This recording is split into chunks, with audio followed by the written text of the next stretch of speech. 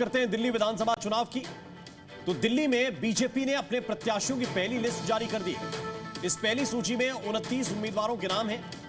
नई दिल्ली सीट, जो दिल्ली की काफी हॉट सीट है, उसमें पूर्व सीएम अरविंद केजरीवाल को बीजेपी के प्रवेश वर्मा चुनौती देंगे, जबकि मुख्यमंत्री आतिशी के खिलाफ बीजेपी ने पूर्व सांसद रमेश बिधूड़ी को मैदान में उतार दिया है।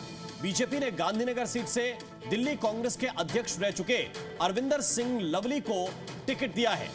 तो ये पूरी की पूरी लिस्ट है, 29 उम्मीदवार इसमें हैं और इन 29 उम्मीदवारों किसके खिलाफ किसको बीजेपी ने प्लेस किया है, उसके पीछे की रणनीति भी हम आपको बताते हैं। तो अब आपको यह दिखाते हैं कि कौन उम्मीदवार कहां से चुनाव लड़ रहा है। दिल्ली के रण में नई दिल्ली सीट की अगर बात करें तो आम आदमी पार्टी, बीजेपी और कांग्रेस की जबरदस्त टक्कर इस सीट पर देखने के लिए मिलेगी, क्योंकि अरविंद केजरीवाल के सामने हैं बीजेपी के परवेश वर्मा और उनके सामने हैं कांग्रेस के संदीप दीक्षित। शीला दीक्षित के बेटे हैं संदीप दीक्षित, कांग्रेस के टिकट पर नई दिल्ली सीट से चुनाव लड़ रहे हैं। कालकाजी सीट पर जरा स्थिति देखिए। रमेश बिधूड़ी को बीजेपी ने टिकट दे दिया है। इससे टक्कर दिलचस्प हो गई है, क्योंकि कांग्रेस से अलका लांबा है और उनके सामने है दिल्ली की मुख्यमंत्री आतिशी। तो ये कालकाजी सीट, ये भी काफी दिलचस्प हो गई है। जंगपुरा की अगर बात करें तो जंगपुरा में मनीष सिसोदिया, उनके सामने बीजेपी की तरफ से सतविंदर सिंह मारवा और फरहाद सूरी कांग्रेस की ओर से चुनाव लड़ रहे हैं। इसी तरह अगर आप मालवीय नगर की बात करें तो मालवीय नगर सीट पर भी आम आदमी पार्टी के सोमनाथ भारती के सामने बीजेपी ने सतीश उपाध्याय को मैदान में उतार दिया है और उनके सामने जितेंद्र कोचर कांग्रेस से टिकट लड़ रहे हैं कांग्रेस से। पटपलगंज की अगर बात करें तो यहां पर आम आदमी पार्टी ने अवध ओझा को मैदान में उतारा है। ये पहले मनीष सिसोदिया इसी सीट पर चुनाव लड़ते थे। रविंदर सिंह नेगी बीजेपी के, जिन्होंने मनीष सिसोदिया को काफी अच्छी टक्कर दी थी, अब रविंदर सिंह नेगी को बीजेपी ने उतार दिया है और कांग्रेस से अनिल चौधरी यहां पर चुनाव लड़ रहे हैं। तो ये दिल्ली का रण है। कुछ महत्वपूर्ण सीटें जो काफी चर्चित हैं, हॉट हैं, उनका हम सिलसिलेवार ब्यौरा आपको दिखा रहे हैं। दिल्ली वासियों को ऐसी सरकार नहीं चाहिए जो बार बार अपने कामों का इल्जाम हमारे प्रधानमंत्री जी के ऊपर में लगाए, हमारे एलजी साहब के ऊपर में लगाए। दिल्ली को झगड़ा मुक्त सरकार चाहिए, आपदा मुक्त सरकार चाहिए। तो मुझे पूरा विश्वास है कि ये समय है बदलाव का, अलाव का।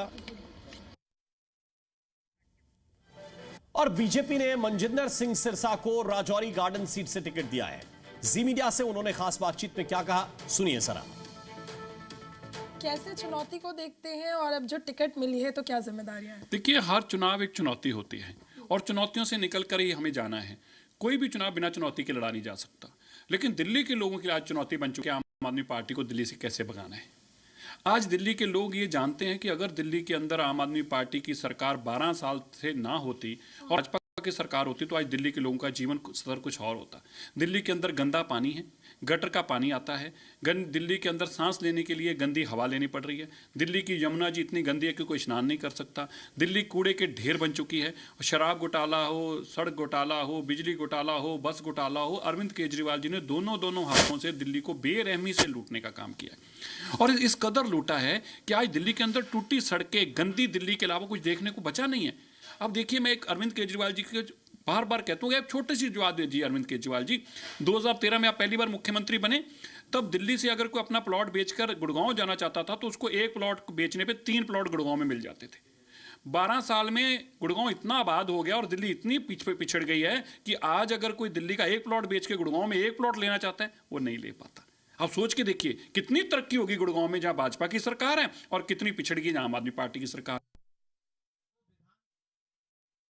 उन्होंने मुझ पर विश्वास प्रकट किया और रोहिणी विधानसभा से मुझे फिर से एक बार उम्मीदवार घोषित किया है। रोहिणी की जनता का मैं सदैव ऋणी हूं कि उन्होंने मुझे, जब भी मैं उनके पास गया, मुझे पूरा प्यार, पूरा आशीर्वाद, पूरा समर्थन दिया।